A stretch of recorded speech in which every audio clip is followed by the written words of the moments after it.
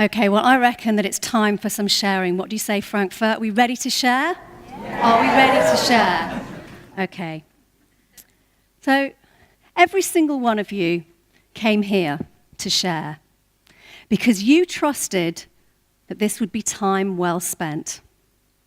Well, I'm going to spend the next few minutes talking about why I believe the sharing economy is transforming our world, and how every single one of us can benefit if we know the secret that's at the heart of it. You see, I'm passionate about the sharing economy because I believe that sharing can change the world. So what is the sharing economy? Well, it's a socio-economic system built around the sharing of human and physical resources, knowledge, skills, time, goods, cars, clothes, food, housing. But the sharing economy is often misunderstood. The sharing, in the term sharing economy, doesn't mean it's free. It's about accessing shared resources. It's a hybrid economy with different forms of value exchange. Rent, swap, borrow, lend, exchange, cooperate, co-create, collaborate. All of these terms refer to different types of sharing. So there are over £3.5 trillion worth of idle resources in the world. Food, shelter, water. Yet 40,000 people die every single day because they don't have access to food, shelter, and water. And so in a sharing economy, we connect idle resource with need, so there's no need for poverty. Well, that sounds all well and good, but how do we build a sharing economy? It sounds like an impossible task.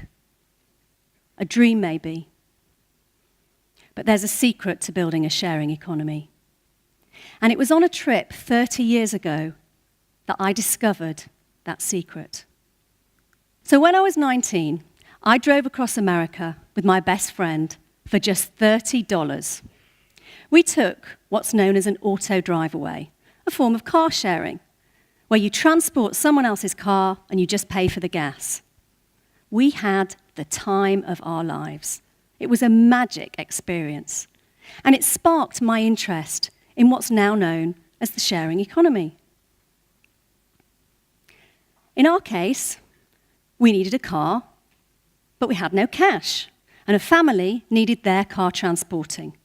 It was a win-win situation.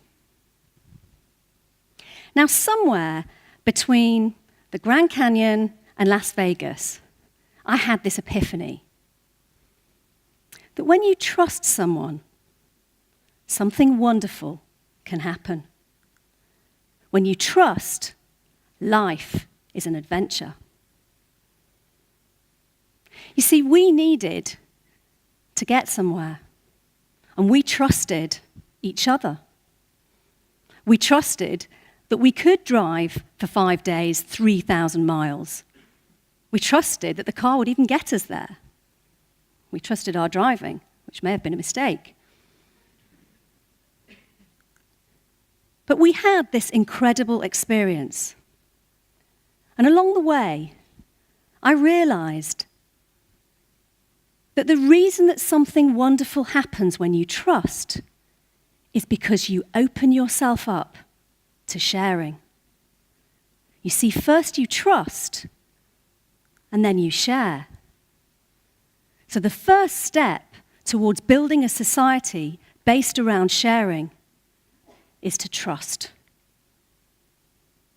So trust is the secret to building a sharing economy. Well, that's all well and good. But how do we know who to trust or what to trust? Let's face it, you can't just trust anyone these days, can you? So I'm embarrassed to tell you what happened next, but I'm going to trust that you didn't mock me, that you won't mock me. So we needed someone to share the driving. But before you can share, you've got to trust. So we needed to find a stranger who we could trust. Now, back in the analog days of 1986, this wasn't so easy, right? So I wrote an ad, and I put this in the local newspaper. And here's what it said. Two attractive, adventurous British girls looking for someone to share the drive from Washington, D.C. to LA. If you're up for it, call us. Now, not surprisingly, this attracted several perverts who were clearly not to be trusted, right? So we did what 19-year-old girls did back in the pre-social media world of 1986. We went to a bar. And there we met fellow student John, the existentialist. And it was decided that he would join us on our cross-country adventure. And there's John. Now, you see, we listened to our instincts. So when we got the perverts calling, we knew that they were not to be trusted. But when we met John in the bar, we knew that he was. We trusted our instincts. We trusted ourselves. So the key to trust is that first, we have to trust ourselves. Because how can we trust others if we don't trust ourselves? But trusting yourself is really difficult, isn't it? It's hard to listen to that voice, to go with your gut, to trust yourself. It takes strength. It takes courage. It takes self-confidence. But just think, when you do trust, you open yourself up to sharing. You open yourself up to positivity and experiences. So if we try, just imagine, overcome our fear, that negativity, and we dare to trust ourselves, and we open up ourselves to possibility, to potential, to adventure, to change. How we can transform our own lives and the world. Because when you share, you're saying, I am vulnerable. I can't do this by myself. I'm choosing to do this with someone else. You reveal your true self. You show that you are a sharer. Because to share is to be human. To share is to be human.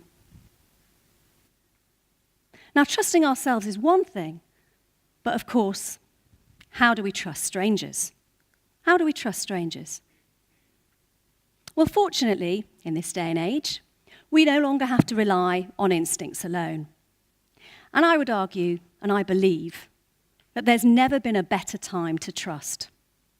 Thanks to the rise of the sharing economy and the over 10,000 different apps and platforms and projects worldwide, we can share everything from dogs to didgeridoos. We can find housing, jobs, food, clothing. Here you have it. Experiences. We can even find love. Everything that you do every single day, every transaction, every experience, every activity can be done better through the sharing economy. But first, you have to trust. You can transform your life by sharing. One social enterprise in the UK, FareShare, last year delivered 18.3 million meals to people living in food poverty out of food that would have needlessly gone to landfill. Just think about that. Car sharing reduces household carbon emissions by 37%. This is the world that we build if we can trust. Just think about that. So there's never been a better time to trust. And now we rate others. We verify their identities. We have these online reputations, these personas. We can find out more information about people, about strangers, than we ever could through traditional means. There has never been a better time to trust. Now we can make informed decisions about who to trust. We can decide who's share-worthy. So it is possible to trust. And as I've shown, there are 3 ways in which we can safely trust strangers. So first, as I've mentioned, is trust yourself. Listen to that inner voice. What does your gut tell you? Don't ignore it. Trust yourself. Do your research, because today you can. When I decided that we were going to do our first family house swap, my husband was convinced that our home was going to get trashed. So, of course, I had to go online and do the research. And I checked out the family that had answered our request on a home swapping site. What did other people say about them? Were they good sharers? Did they have good sharing ratings? And then I communicated with them. I asked them questions.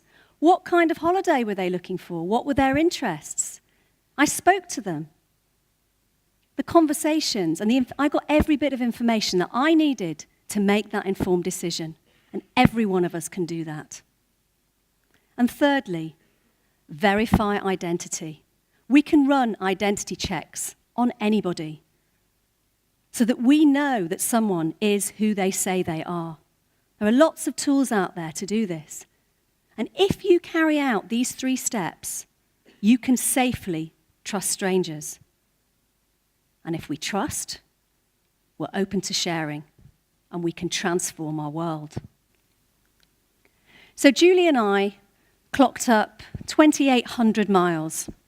And we arrived in LA, you'll be relieved to hear, safe and sound with John, the existentialist. He made the full journey. And hundreds of incredible memories.